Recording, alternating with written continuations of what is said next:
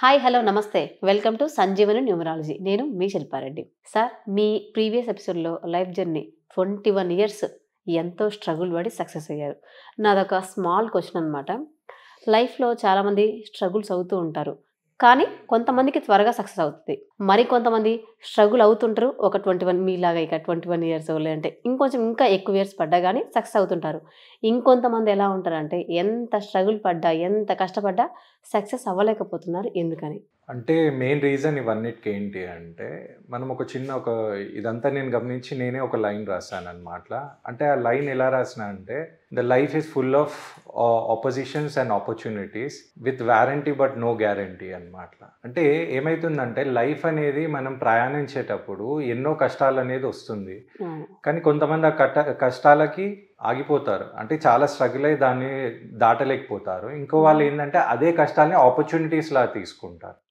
కానీ ఇక్కడ కూడా మీరు గమనిస్తే, ఇక్కడ మనం సక్సెస్ అవుతామా కాదా అనేది మన పర్టికులర్ ఒక కామన్ పర్సన్కి తెలియదు. అందుకే నేను ఈ లైన్లో ఏం రాశానంటే, వారంటీ ఉండొచ్చు, అంటే సక్సెస్ కావచ్చు కాకపోవచ్చు, కానీ గ్యారంటీ అయితే లేదు. ఓకే, ఎవరైనా సక్సెస్ అయినప్పుడు దానికి ఒక బ్రాండ్ అవుతుంది, అందరు దాన్ని రిప్రజెంట్ చేస్తారు. అయితే దీనికి కారణం ఏంటంటే, ఇవన్నీ నేను స్టడీ చేసినాక 3 కాన్సెప్ట్స్ అనేది వస్తుంది. 3 కాన్సెప్ట్స్ అంటే ఏంటి అంటే, no will, free will and God will అన్నమాట. అయితే ఇది నేను కూడా ఎందుకు క్లియర్గా ఎక్స్ప్లెయిన్ చేస్తున్నానంటే, ఇవన్నీ ఏదైతే నేను చెప్తున్నానో ఈ జర్నీలో నేను తీసుకునే ఎక్స్పీరియన్స్ నుంచి నా పర్సనల్గా నేను చెప్తున్నాను. ఇది మనం మ్యాచ్ చేసుకున్నాం అనుకోండి, మన లైఫ్లో మనం ఎక్కడున్నాం అనేది తెలుస్తుంది. ఫస్ట్ థింగ్ ఏంటంటే నో విల్. నో విల్ అంటే ఏంటి అంటే, ఇప్పుడు చాలామంది మీరు గమనిస్తే కర్మని నమ్ముతారు. అయితే ఓకే, నా లైఫ్లో ఏదైతే కష్టాలు అవుతుందో అన్నీ నా కర్మ వల్లనే అవుతుంది, అందుకే ఇక నా లైఫ్ ఎట్లా కర్మ తీసుకపోతే అలా అంటారు. అంటే కర్మ తీసుకపోతున్నదని కాదు, అక్కడ మీరేం యాక్షన్ తీసుకుంటున్నారు. అంటే ఇన్సిడెంట్స్ అనేది అవుతుంది మీ లైఫ్లో, మీరు దానికి యాక్సెప్ట్ చేస్తున్నారా, దాని నుంచి ఎక్స్పెక్ట్ చేస్తున్నారా, అది మీ మీద ఉంటుంది. మళ్ళీ కొంతమంది ఏంటంటే ఒక గోల్ లేకుండా తిరిగినప్పుడు 100% కర్మ అనేది వాళ్ళ మీద వర్క్ చేస్తుంది. అంటే వాళ్ళు ఏంటంటే నో విల్ కేటగిరీ. అంటే వాళ్ళ లైఫ్ లిటరలీ ఏమవుతుంది అంటే ఎగ్జాస్ట్ అవుతుంది. ఎగ్జాస్ట్ అంటే ఏదో ఉన్నాము తిన్నాము అయిపోయింది ఇక, అంటే ఏమన్నా అంటే వాళ్ళ నోట్ల నుంచి వచ్చేదంటే నా కర్మలా రాస్తుందేమో అంటారు. ఈ నెక్స్ట్ కేటగిరీ వచ్చేది ఏంటి అంటే ఫ్రీ విల్. ఫ్రీ విల్ అంటే ఏంటి అంటే, ఈ ఆపోజిషన్స్ అనేది వస్తుంది, దాంట్లో ఒక మనిషి అనేది ఆపర్చునిటీ క్రియేట్ చేస్తాడు. ఓకే, కష్టం వస్తుంది నాకు, అయితే ఇప్పుడు నేను ఎట్లా రియాక్ట్ కావాలి అనేది వాళ్ళ మైండ్ మీద డిపెండ్ అయి ఉంటుంది. దాని వాళ్ళు ధైర్యంగా ఎదుర్కొన్నారనుకోండి, వాళ్ళ ఆపర్చునిటీగా తీసుకొని వాళ్ళు సక్సెస్ అవుతారు. ఇప్పుడు మీరు గమనించండి, ఎంతో మంది సక్సెస్ఫుల్ అయ్యారు. ఇప్పుడు మీరు క్రికెట్లో చూస్తే ఇప్పుడు ఎంతో మంది సచిన్ ఉన్నాడు, కోహ్లీ ఉన్నాడు, ధోని, మ్యూజిక్ డైరెక్టర్స్లో ఎంతో మంది ఉన్నారు. ఇప్పుడు రీసెంట్లీ చెస్లో గుకేష్ ఉన్నారు. వీళ్ళందరూ సక్సెస్ అయితే మీరు వాళ్ళని గమనించండి, ఎవరు కూడా కంఫర్ట్ జోన్ నుంచి రాలేరు. వాళ్ళకంటే ఒక పర్సనల్ స్టోరీ ఉంది. ఓకేనా, వాళ్ళు ప్రతి ఒక్క అడుగులో వాళ్ళు ఎక్కుతూ వచ్చి ఆ రిజల్ట్ చూసినాక ఇప్పుడు చాలా మంది వాళ్ళకు ఫాలోయింగ్ వచ్చారు. అక్కడ ఏమొచ్చింది, ఫ్రీ విల్. అంటే వాళ్ళ లైఫ్లో వాళ్ళు ఎగ్జాస్ట్ కాలేదు, వాళ్ళు ఎక్స్పర్ట్ అయినారు. అయితే ఆ పర్టికులర్ ఫీల్డ్ అనగానే వాళ్ళ పేరు ఆటోమేటిక్ వచ్చేస్తుంది. ఇప్పుడున్న లేటెస్ట్ క్రికెట్ అనగానే మీకు ఎవరి పేరు వస్తుంది, కోహ్లీ అంటున్నారు. ఇప్పుడు బౌలింగ్లో అంటే బుమ్రా అంటున్నారు. ఇప్పుడు చెస్ అనగానే గుకేష్ అంటున్నారు. ముందు విశ్వనాథ్ ఆనంద్ అంటున్నారు. మ్యూజిక్ అంటే ఏఆర్ రెహమాన్, ఇప్పుడు అనిరుద్ధ్ అనొచ్చు. అంటే వాళ్ళు ఎక్స్పర్టైజ్ అయినారు, ఎగ్జాస్ట్ కాలేరు. ఈ థర్డ్ కేటగిరీ ఏంటంటే గాడ్ విల్. గాడ్ విల్ అంటే అది దేవుంది. అయితే దేవుడు అనేది ఏం చేస్తున్నారు అంటే, ఇప్పుడు ఒకళ్ళు దేవుడిని నమ్మితే ఆ వర్డ్ని మనం దేవుడు అంటాం, లేదా యూనివర్సల్ ఎనర్జీ అంటాం. ఇక్కడ ఏమైపోతుంది అంటే, ఇప్పుడు మీరు సక్సెస్ అవుతారా కాదా అనేది అది మీ చేతిలో వదిలేస్తాడు అన్నమాట. ఎగ్జాస్ట్ కాకుండా ఎక్స్పర్ట్ అయ్యే బాధ్యత మీది, కానీ ఎక్స్పీరియన్స్ ఇచ్చే బాధ్యత అయినది. మీరు దాని నుంచి మంచి నేర్చుకున్నారా, చెడు నేర్చుకున్నారా? మంచి చేసినా అది మీకే యాడ్ ఆన్ అవుతుంది, చెడు చేసినా మీకే యాడ్ ఆన్ అవుతుంది. ఇది ఇంకా డీటెయిల్గా ఎక్స్ప్లెయిన్ చేస్తే మనం నెక్స్ట్ ఎపిసోడ్స్లో ఇంకా డీటెయిల్గా ఎక్స్ప్లెయిన్ చేస్తాను. అయితే సింపుల్గా తెలవాలంటే, ఎవరైతే సక్సెస్ అయితలేరు, లేదా due to some personal reason కర్మ మీద ఉంది, లేకపోతే వాళ్ళు చేసిందంతా కరెక్ట్ డైరెక్షన్లో లేరంటే వాళ్ళు నో విల్ కేటగిరీలో ఉంటారు.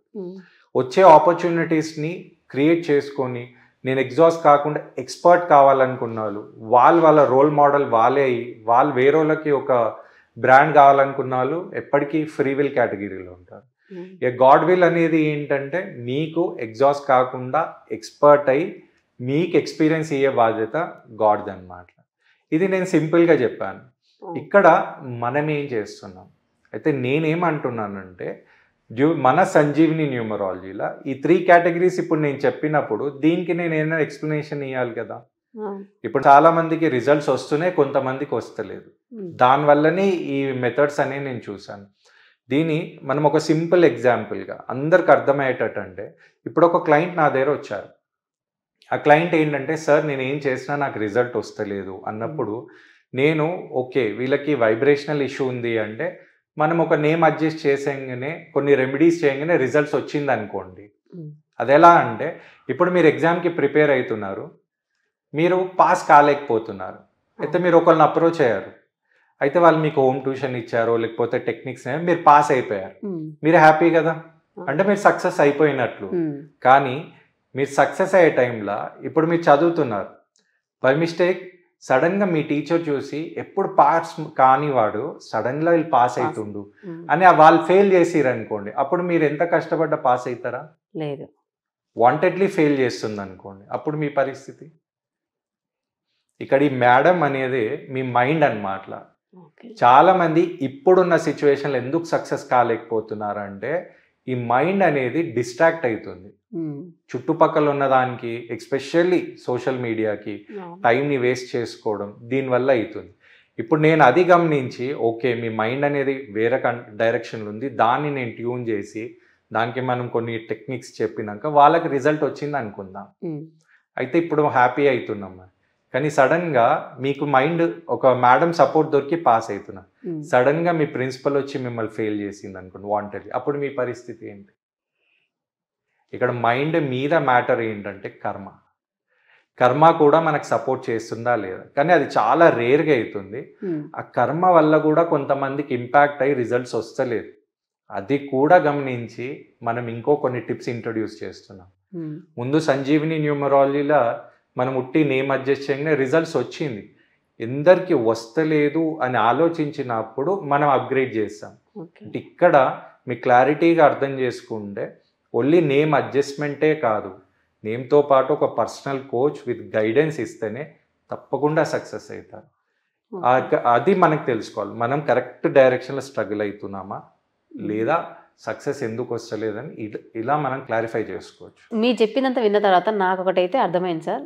సో లైఫ్లో అందరూ అంత ఈజీగా ఎందుకు సక్సెస్ అవ్వలేకపోతున్నారు అసలు?